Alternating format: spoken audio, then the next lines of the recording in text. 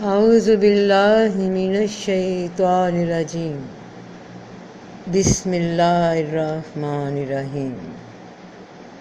السلام علیکم ورحمۃ اللہ وبرکاتہ۔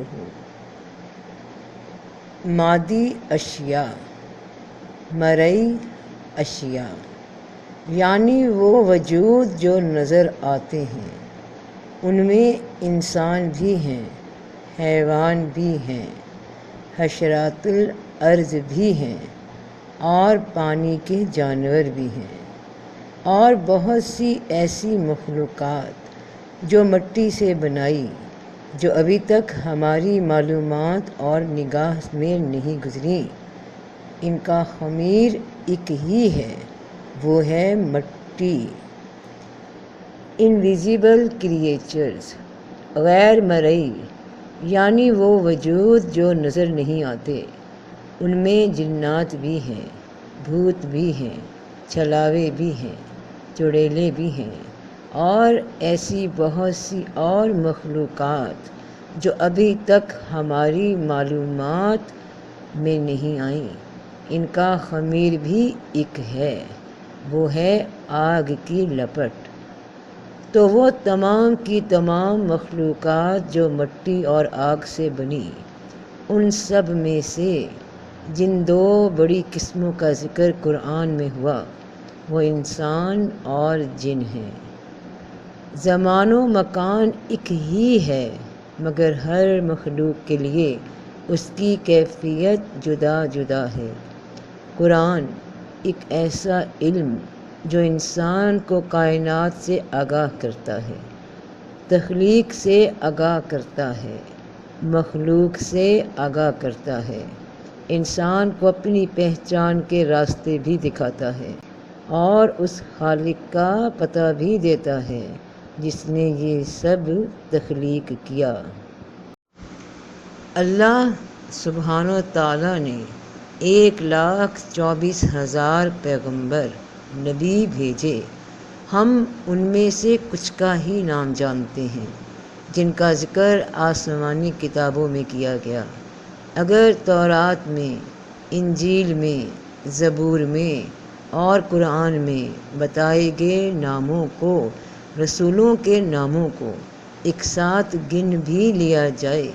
تو ہمارے پاس کل تعداد 100 سے بھی کم ہوگی، جتنی معلومات ہم تک ہے۔ باقی کیا نام تھے، کس دور میں تھے، یہ ہم نہیں جانتے، اور قرآن میں بھی ان کا ہی ذکر کیا گیا جن کا ذکر ہمارے لیے اپنے دور کے مطابق ضروری تھا۔ 1400 سال تک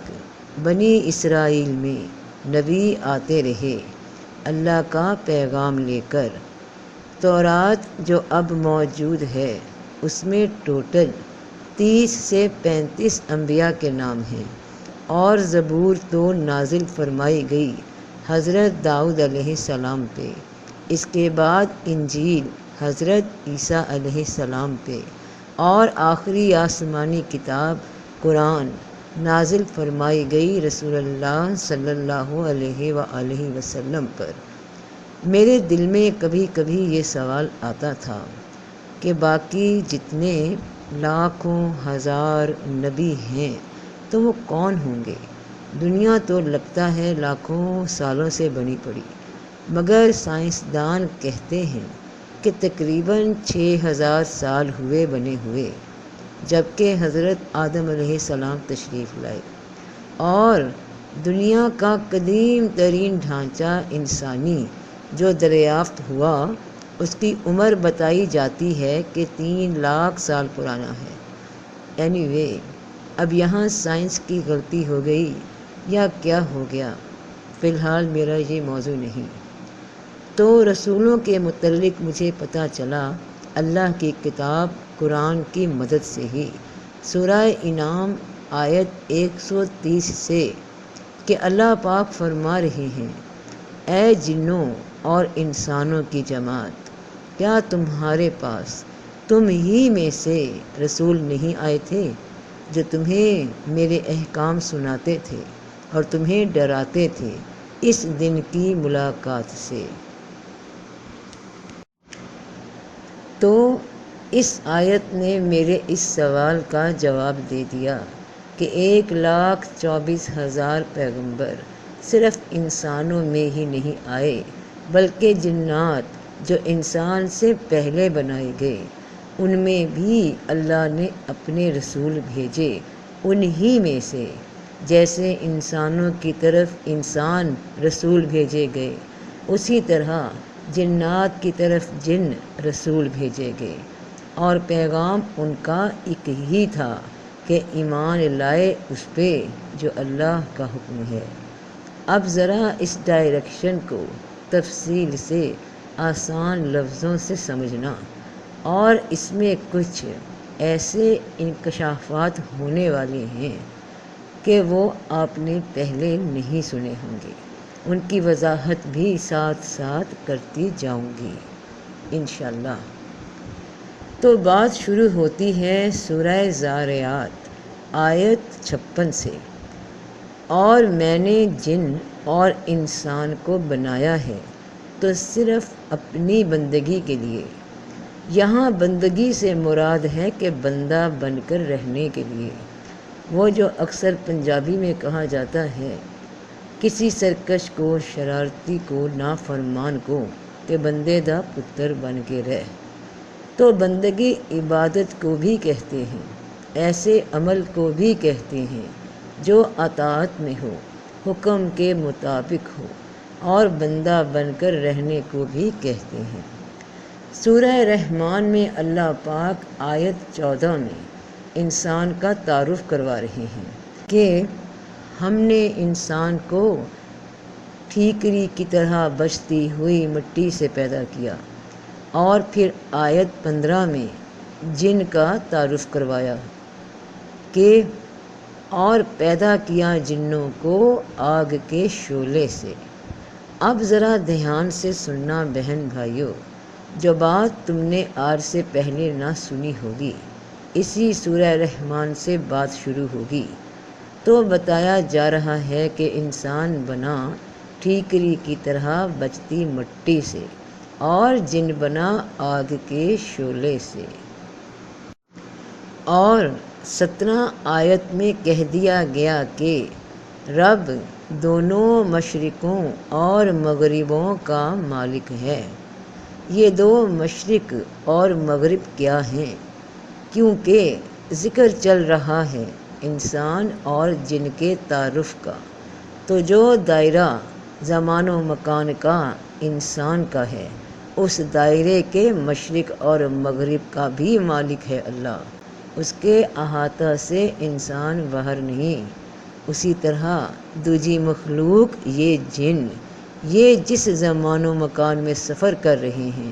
اس دائرے کا مشرق اور مغرب کا بھی مالک اللہ ہی ہے۔ نہ جانے ان کے علاوہ کتنے زمان و مکان اور ایسے ہیں،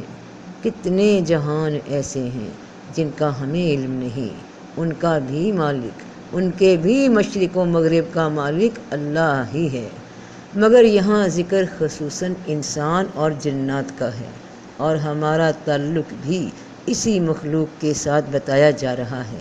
کہ عبادت کے لیے بھی دونوں کو پیدا کیا، پیغمبر بھی دونوں جماعتوں کی طرف بھیجے گئے،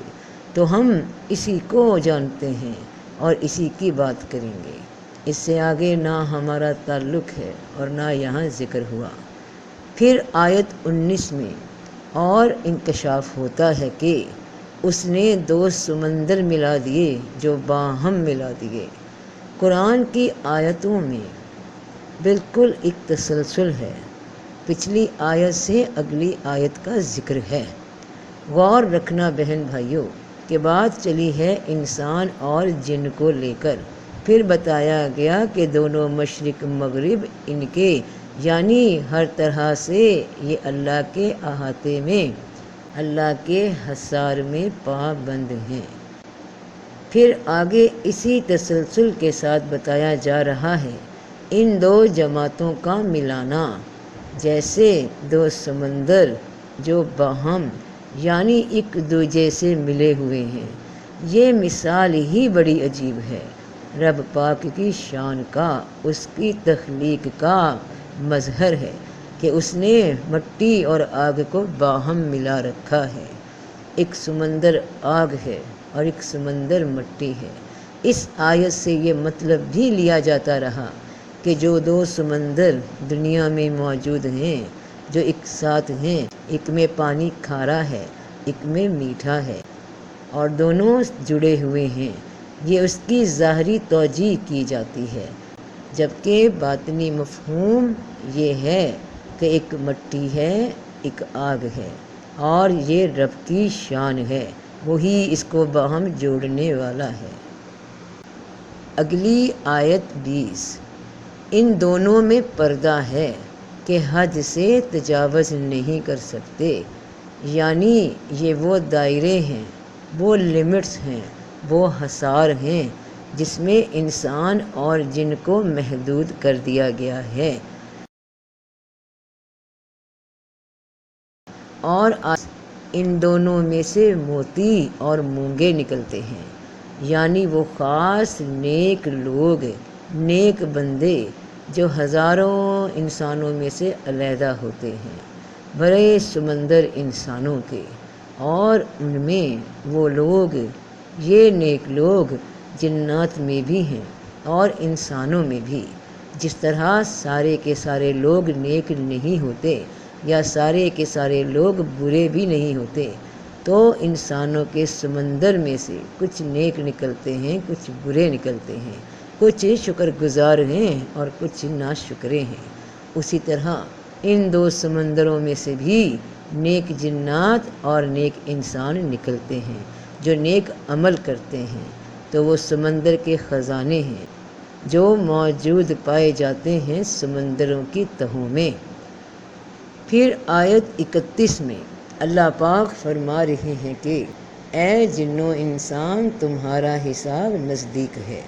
ہم جلد ہی تمہاری طرف متوجہ ہونے والے ہیں، تو نیک بندے بن جاؤ ہاتھوں ہاتھ، ابھی وقت ہے۔ اور آگے آیت 33 اس بات کا ثبوت ہے کہ اے جنوں اور انسانوں کے گروہ، یا تو صحیح ہو جاؤ کیونکہ شامت اعمال آنے والی ہے، ورنہ نکل جاؤ آسمانوں اور زمین سے، اپنے زمان و مکان سے، اپنی حدوں سے کہ بچ سکو پکڑ سے، مگر تم ایسا نہیں کر سکو گے، بنا طاقت کے، بنا مدد کے، کیونکہ آیت 35 بتا رہی ہے کہ تم پر آگ کے شعلے اور دھواں چھوڑ دیا جائے گا، نہیں نکل پاؤ گے، بس فارغ ہونے کی دیر ہے، حساب شروع ہوا چاہتا ہے۔ اب یہاں سے بات اور آگے بڑھتی ہے۔ اب تک جتنی آیات بتائی گئیں سورہ رحمان کی تھیں، جن میں تعارف ہو گیا ایک دوسرے کا۔ اب سورہ اعراف کی آیت 179 میں اللہ پاک فرما رہے ہیں کہ ہم نے دوزخ کے لیے بہت سے جن اور آدمی پیدا کیے ہیں، اور کیوں پیدا کیے کہ ان کو دل دیے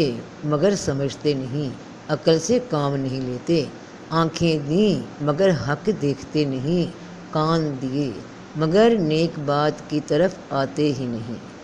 اب یہاں ایک سوال پیدا ہوتا ہے کہ کیا اللہ پاک نے پہلے ہی سے لوگ فکس کر دیے دوزخ کے لیے کہ پیدا ہی اس لیے کیے، تو پھر ان کا کیا قصور؟ لیکن آیت کے اگلے حصے میں بتا بھی دیا گیا کہ یہ دل، آنکھیں اور کان رکھنے کے باوجود ان سے وہ کام نہیں لیتے جو لینا چاہیے۔ کون ہیں یہ لوگ؟ اب ذرا اس کو سمجھنے کے لیے سورہ بقرہ کی آیات 6 اور 7 دیکھیے۔ بے شک جو لوگ کافر ہیں آپ انہیں ڈراؤ یا نہ ڈراؤ، وہ ایمان لانے والے نہیں، اللہ نے ان کے دلوں اور کانوں پہ مہر لگا دی ہے اور ان کی آنکھوں پر پردہ ہے، اور ان کے لیے بڑا عذاب ہے۔ اب یہاں بھی وہی سوال پھر ذہن میں آئے گا کہ جو لوگ پیدا ہی کیے گئے جہنم کے لیے اور پھر وہ کافر ہیں، ان کو نصیحت کرو، وہ مانیں گے ہی نہیں، اور اوپر سے مہر لگی ہوئی ہے کہ آنکھیں، کان، دل بند ہیں۔ تو ایسے جنوں اور انسانوں کا کیا قصور جب مہر لگی پڑی ہے؟ جب مہر ہی لگی ہوئی ہے تو بہن بھائیوں، یہ مہر کوئی پیدائشی نہیں لگی ہوئی۔ کافر وہ لوگ ہیں جو پوری محنت، پوری کوشش کرنے کے بعد، ساری حجت پوری کرنے کے بعد، ہر طرح سے سمجھا دینے کے بعد بھی جن تک بات پہنچ گئی وہ سمجھ چکے، پھر بھی حق کا جو انکار کرتے رہے۔ یعنی سوئے ہوئے کو تو جگایا جا سکتا ہے کہ وہ سویا ہوا ہے، مگر جو جان بوجھ کر آنکھیں بند کر کے ڈرامہ کر رہا ہو سونے کا، اسے جگانا ممکن نہیں، کیونکہ وہ تو پہلے ہی جاگ رہا تھا، مگر کیونکہ تمہاری بات سننا نہیں چاہتا تو گہری نیند میں ہونے کا کھیل کھیلتا ہے۔ تم اب انہیں ڈراؤ یا نہیں ڈراؤ، کوئی اچھی بات سناؤ یا نہیں سناؤ، وہ نہیں سنیں گے۔ سب کچھ جان لینے کے باوجود ہٹ دھرمی کا مظاہرہ کرنے والے لوگ وہ ہیں پھر جن کو رب پاک نے فرما دیا کہ یہ وہ لوگ ہیں کہ جنہیں کتنا بھی ڈرا دو، کتنی بھی حجتیں قائم کر دو، یہ ایمان نہیں لائیں گے، نہیں سنیں گے۔ ان کو ڈرانا نہ ڈرانا برابر ہو گیا۔ اللہ کے قانون نے ان کے دلوں پہ مہر لگا دی، ان کی اس حرکت کی وجہ سے کہ وہ ہر حد پھلانگ گئے، نافرمانی کی۔ اللہ پاک نے پیدائشی مہر لگا کر یا کوئی نشان دے کر کہ یہ کافر ہوں گے دنیا میں نہیں بھیجا کسی کو، بلکہ ہر انسان کی طرح اچھائی برائی سکھا کے موقع دیا کہ اب مرضی سے راستہ چنو۔ مگر جنہوں نے راستہ چن لیا گمراہی کا، ہر طرح کی لمٹس ان سے آزادی کا، تو قانون قدرت نے ان پہ ہدایت بند کر دی، کیونکہ ان میں خیر کی کوئی امید باقی ہی نہ بچی۔ ان کے دل اندھے ہو گئے کہ کوئی عقل شعور سے بات مان لیتے، ان کی آنکھوں کے آگے پردے پڑ گئے کہ ہدایت کے راستے کو دیکھتے، ان کے کان بہرے ہو گئے خدا کے کلام کو سننے سے، اور یہ سب ان کے اپنے ہاتھوں کی کمائی ہوئی، اور حجت ان پہ ثابت ہو گئی کہ انہوں نے ہدایت کو پہچان کر بھی انکار کر دیا۔ تو وہ ہیں کافر جو اپنی سرکشی میں اتنا آگے بڑھ گئے کہ اب لوٹنے کو وہ تیار ہی نہیں۔ ان میں انسان اور جنات دونوں طرح کے وجود، دونوں طرح کی جماعت کے لوگ موجود ہوتے ہیں۔ ان کے دل میں خواہش بھی نہیں کہ روشنی کی طرف لوٹیں۔ تو مہر لگ جانا یہی ہوتا ہے کہ جب کوئی شخص جانتا ہو کوئی گناہ کرنے سے پہلے کہ یہ غلط ہے، اندر سے دل ملامت کر رہا ہے کہ یہ کام برا ہے، اندر سے کوئی روکتا ہے۔ جب کوئی گناہ پہلی بار کیا جا رہا ہو، لیکن پھر شیطان کے بہکاوے اور اپنے نفس امارہ کی طرف زیادہ رجحان ہونے کی وجہ سے گناہ کر لیتا ہے، نفس ملامت کرتا ہے، جسے نفس لوامہ کہا گیا ہے، وہ وارننگ دیتا ہے کہ یہ غلط کر رہے ہو۔ انسان عام زندگی میں نفس لوامہ کے مقام پہ ہے، اس کے دائیں طرف نفس مطمئنہ ہے اور بائیں طرف نفس امارہ ہے۔ سوچ کے دوران انسان نفس لوامہ پہ ہوتا ہے، اور پھر جب عمل کر لے دائیں یا بائیں نفس میں سے کسی ایک نفس کی طرف جھک جائے تو پھر نیکی یا گناہ شمار ہوتا ہے۔ خود کو گناہ سے روک لیا تو نفس مطمئنہ کی طرف رجحان ہو گیا، اور اگر گناہ کر لیا تو نفس امارہ کی بات مان لی، جبکہ نفس لوامہ جانتا ہے تمہارا کہ یہ غلط کام ہے، یہ صحیح کام ہے، یہ غلط راستہ ہے یا یہ صحیح راستہ ہے۔ یہ تربیت قدرت کی جانب سے ہر انسان میں پیدائشی موجود ہے، جو وقت کے ساتھ ساتھ پھر اپنے اختیار استعمال کرنے کے بعد جس طرح رجحان فطرت کا ہوتا ہے اس طرف جھک جاتے ہیں، اپنی عادت کی، اپنی فطرت کے، اپنے ضعف کی وجہ سے۔ تو جان بوجھ کر اندر کی نیکی کی آواز دبا کر انسان جب کوئی گناہ کرتا ہے تو اسے اس کا ضمیر روکتا ہے۔ اس کے بعد دوبارہ وہ وہی گناہ کسی دوسرے موقع پر بھی کرتا ہے، پھر اندر سے آواز آتی ہے کہ مت کرو، مگر اس بار آواز پہلے سے کچھ آہستہ ہو گئی، جو لاؤڈ پہلے تھی اس سے کم ہو گئی، مگر انسان وہ آواز بھی نظر انداز کر کے دوبارہ گناہ رپیٹ کر دیتا ہے۔ ایک طے آ گئی انسان اور اس کے ضمیر کے درمیان۔ پھر تیسری بار گناہ کرنے کا موقع ملا، گناہ کر لیا، اور اب بھی ضمیر سے آواز آئی، وہ آواز پہلے سے بھی زیادہ باریک ہو گئی اور دور سے آ رہی تھی، مگر ایک اور طے درمیان میں آ گئی اور انسان نے گناہ کر لیا۔ انسان کے گناہ کی نیت کے سبب پھر یہاں تک کہ آدمی اس گناہ کو ہر بار کرتا چلا گیا اور وہ آواز ضمیر کی بالکل بند ہو گئی۔ یہ ہے وہ مہر جو دلوں پہ لگ جاتی ہے اپنے ہی کرموں کے ہاتھوں۔ آنکھوں کے آگے پردے پڑ جاتے ہیں بار بار گناہ کو دیکھتے رہنے سے، اور کانوں میں سننا بند ہو جاتا ہے حق کی بات کو، کیونکہ حق اور اس انسان کے درمیان پردے پڑ گئے غفلت کے، گناہوں کے، جو اس کے اپنے ہی نفس کے سبب پڑے۔ اور پھر ایسے انسان کو رب پاک کہتے ہیں کہ یہ اندھے ہو گئے، بہرے ہو گئے، گونگے ہو گئے، اب ان کا ضمیر مر چکا، بھلائی کی آواز جو پہنچتی تھی وہ اب ان تک نہیں پہنچی،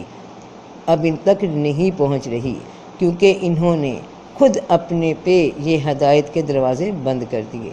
اور ایسے لوگ لوٹنے والے نہیں اپنے رب کی جانب۔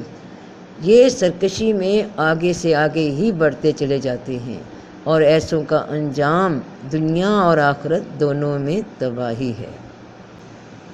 تو یہ ہے سورہ اعراف کی آیت 179 اور سورہ بقرہ کی آیت 6 اور 7 کا مفہوم کہ مہر کیسے لگتی ہے، اور قرآن کافر کن لوگوں کو کہتا ہے۔ اب ہماری زندگیوں میں جنات کا کیا عمل دخل ہے، اس پہ بات ہوگی۔ ایک بات تو طے ہے کہ یہ جماعت جن کو جن کہا گیا ہے یہ رہتے ہمارے ساتھ ہی ہیں، ہمارے گھروں میں بھی، گھر سے باہر بھی، بازاروں میں بھی اور مزاروں پہ بھی، یعنی زمین میں پھیلے ہوئے ہیں جس طرح انسان موجود ہیں۔ کیونکہ سورہ اعراف کی آیت 27 ہمیں بتاتی ہے کہ اے آدم کی اولاد، تمہیں شیطان ایسے نہ بہکائے جیسے تمہارے ماں باپ کو بہکایا۔ وہ شیطان اور اس کی قوم تمہیں دیکھتی ہے جہاں سے تم انہیں نہیں دیکھتے، اور شیطانوں کو ان لوگوں کا دوست بنا دیا جاتا ہے جو ایمان نہیں لاتے۔ ہم انہیں اس لیے نہیں دیکھ پاتے کیونکہ یہ وسوسے بن کر، خیال بن کر ہمارے پاس اور ہمارے ساتھ رہتے ہیں، اور جنات میں بھی کیونکہ نیک اور برے لوگ موجود ہیں، تو برے شیطانی اعمال والے جنات ان لوگوں پہ زیادہ اثر کرتے ہیں، ان کی سوچوں کے ذریعے، ان کے خیالوں کے ذریعے۔ جو لوگ ایمان والے نہیں، گناہوں میں ملوث ہوتے ہیں، یہ صرف خیالوں کے ذریعے ہی انسان کو کنٹرول کر سکتے ہیں، صرف اس حد تک کہ بندے کے دل میں خیال پیدا کر دیں، کوئی تصور میں ڈراؤنا خیال بنا کر دکھا دے، اس سے زیادہ یہ کچھ نہیں کر سکتے۔ اور یہ انہی لوگوں پہ تسلط جما لیتے ہیں جو انہیں بہت زیادہ ترجیح دیں، اور ان کے پاس غیب کا علم بھی نہیں ہوتا۔ یہ ہماری ہی طرح کی مخلوق ہیں جس کا حساب کتاب بھی ہونا ہے، ان کی بھی نسلیں ہیں، ان میں بھی لوگ کئی اچھے ہیں، کئی برے ہیں، جس طرح انسانوں میں نیک لوگ ہیں اور گناہ گار بھی ہیں، سرکش بھی ہیں، اسی طرح جنات میں بھی وہ پروسیس ہے۔ یہ کوئی ایکسٹرا آرڈینری شے نہیں۔ سورہ سبا اللہ پاک فرما رہے ہیں کہ حضرت سلیمان علیہ السلام نے جن سرکش جنوں کو کام پہ لگایا ہوا تھا، ان کو تو خبر یہ بھی نہ ہوئی کہ حضرت سلیمان علیہ السلام کب وفات پا چکے۔ یہ تو جب ان کی لکڑی کو دیمک کھا گئی اور وہ گرے تب جا کر پتہ چلا کہ وفات تو کئی دن پہلے ہو چکی۔ اگر غیب کا علم ہوتا جنات کے پاس تو ان کو کیا پڑی تھی اتنے دن تک مزید غلامی کرنے کی؟ وہ تو جان لیتے کہ حضرت سلیمان فوت ہو چکے تو اب چھٹی بھاگو، مگر وہ یہ نہیں جان سکے کیونکہ وہ غیب کا علم نہیں جانتے۔ اور سورہ سبا میں ہی آیت 22 میں اللہ پاک فرما رہے ہیں انسانوں کو مخاطب کر کے، کیونکہ بات جنات کی ہو رہی ہے، کہ اے نبی صلی اللہ علیہ وآلہ وسلم فرما دیجئے ان سے کہ اللہ کے سوا تمہیں بڑا جو گھمنڈ ہے نا کہ جنات تمہارے لیے بہت کچھ کر دیں گے، تو ان کا نہ تو آسمان میں ذرہ بھر اختیار ہے اور نہ ہی زمین میں، اور نہ ان کا کوئی حصہ ہے ان میں، اور نہ ہی یہ کوئی مددگار ہیں رب کے، یہ بھی بس تم جیسی ہی ایک مخلوق ہیں اور کچھ خاص نہیں۔ اور پھر سورہ جن میں اللہ پاک نے ان جنات کی اپنی آپس کی کنورسیشن جو قرآن سننے کے بعد ہوئی اس کا ذکر فرمایا ہے۔ کہہ دو کہ مجھے اس بات کی وحی آئی ہے کہ کچھ جن مجھ سے قرآن پڑھتے ہوئے سن گئے ہیں، پھر انہوں نے اپنی قوم سے جا کر کہہ دیا کہ ہم نے عجیب قرآن سنا ہے جو نیکی کی طرف رہنمائی کرتا ہے، تو ہم اس پر ایمان لائے ہیں اور ہم اپنے رب کا کسی کو شریک نہ ٹھہرائیں گے، اور ہمارے رب کی شان بلند ہے، نہ اس کی کوئی بیوی ہے اور نہ بیٹا، اور ہم میں سے بعض بے وقوف ہیں جو اللہ پر جھوٹی باتیں بنایا کرتے تھے، اور ہمیں خیال تھا کہ انسان اور جن اللہ پر ہرگز جھوٹ نہ بولیں گے، اور کچھ تو ہم میں سے نیک ہیں اور کچھ اور طرح کے، ہم بھی مختلف طریقوں پر تھے، اور بے شک ہم نے سمجھ لیا ہے کہ ہم اللہ کو زمین میں جا کر کبھی عاجز نہ کر سکیں گے اور نہ ہی ہم بھاگ کر عاجز کر سکیں گے، اور کچھ تو ہم میں سے فرما بردار ہیں اور کچھ نافرمان ہیں، پس جو کوئی فرما بردار ہو گیا سو ایسے لوگوں نے سیدھا راستہ تلاش کر لیا۔ ان آیات سے یہ بھی معلوم ہوتا ہے کہ انسانوں اور جنوں کا تعلق ہے، اور وہ جنات جو قرآن آنے سے پہلے رسول اللہ صلی اللہ علیہ وآلہ وسلم کی باتیں سننے سے پہلے اور لوگوں کی باتیں بھی سنا کرتے تھے، تبھی تو بولے آپس میں جا کر کہ آج تک ہمیں جو بتایا جاتا رہا وہ تو بات صحیح نہیں، ہمیں بتایا جاتا رہا کہ رب کے بیٹے ہیں، بیٹیاں ہیں، بیویاں ہیں، دیویاں ہیں، اور ہم جنات میں سے ہی یہ بے وقوفی کی باتیں کرنے والے موجود تھے اور انسانوں میں سے بھی، اور پھر ہم نے انسانوں کو بھی دیکھا دیوی دیوتاؤں کو خدا کہتے، تو ہمارا تو خیال تھا کہ انسان اور جن اللہ پر جھوٹ بات نہیں کریں گے، تو اب کیونکہ ہم نے قرآن سن لیا تو ہم ایمان لے آئے اپنے رب پہ اور اس کا شریک نہیں ٹھہرائیں گے۔ اور پھر سورہ جن کی آیت 6 میں اللہ پاک بتا رہے ہیں کہ کچھ آدمی انہی جنات کے مردوں میں سے ان کے نام لے لے کر مدد مانگا کرتے تھے، تو اس بات نے جنات کو اور بھی شے دے دی کہ یہ تو ہم سے ڈرتے ہیں، جبکہ انسان وہ تھا جس کی شان یہ تھی کہ اسے ملائکہ نے تعظیمی سجدہ دیا تھا، اور ان جنات کا ایک عدد دادا تب بھی بھاگ گیا تھا۔ تو جو لوگ ذہنی طور پہ کمزور ہوں، وسوسوں کے شکار ہوں اور جن کی ول پاور اتنی شارپ نہ ہو، تو وہ جنات کا دباؤ آسانی سے خود پہ قبول کر لیتے ہیں۔ اور یہ شیطان جنات جو برے ہیں وہ ایسے ہی لوگوں کو پھر پریشان کرتے ہیں، کیونکہ وہ جانتے ہیں کہ ان کا ایمان کمزور ہے۔ تو ڈرتے کو اور ڈراؤ، اور یہ کوئی ایسے نہیں ڈراتے کہ گریبان پکڑ کر یا مار کٹائی کر کے، بس یہ انسان کے دماغ سے کھیلتے ہیں، خیالات کے ذریعے، سوچوں کے ذریعے۔ انسان کو جو یہ 60,000 سوچیں آتی ہیں نا،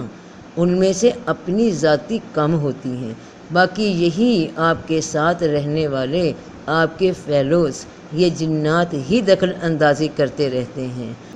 تبھی اللہ کے ذکر کا حکم دیا گیا ہے، پاک صاف رہنے کا حکم دیا گیا ہے، تاکہ شرارتی جنات تنگ نہ کریں، دماغ پہ خیالات کی بوچھاڑ نہ کر دیں جو طرح طرح کے تصور،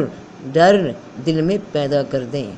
اور پھر سورہ انعام آیت 128 میں اللہ پاک فرما رہے ہیں،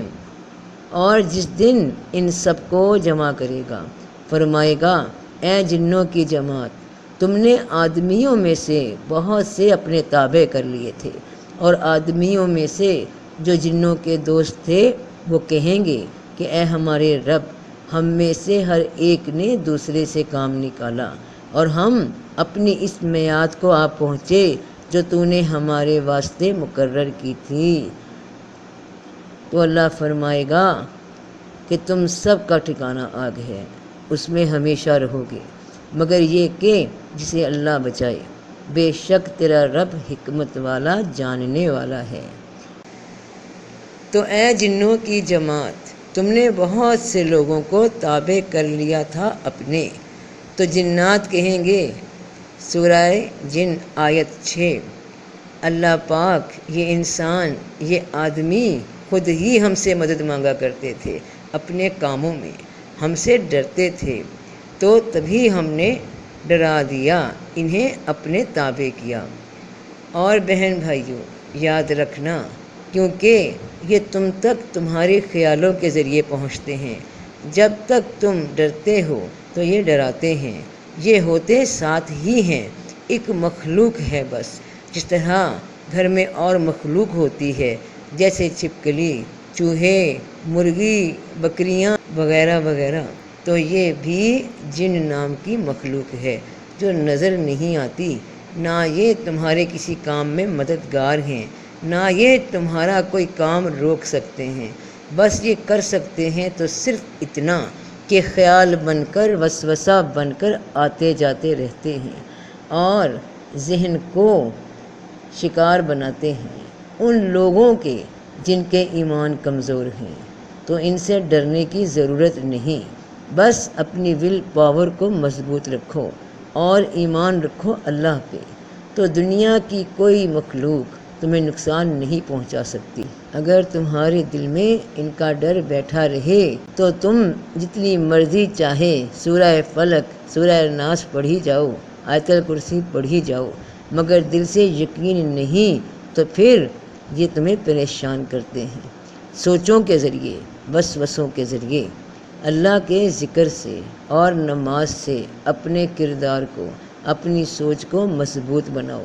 اور سکون سے رہو، تو سب کا بھلا، سب کی خیر۔ جیتے رہو بہن بھائیوں، بیٹے بیٹیوں، فی امان اللہ۔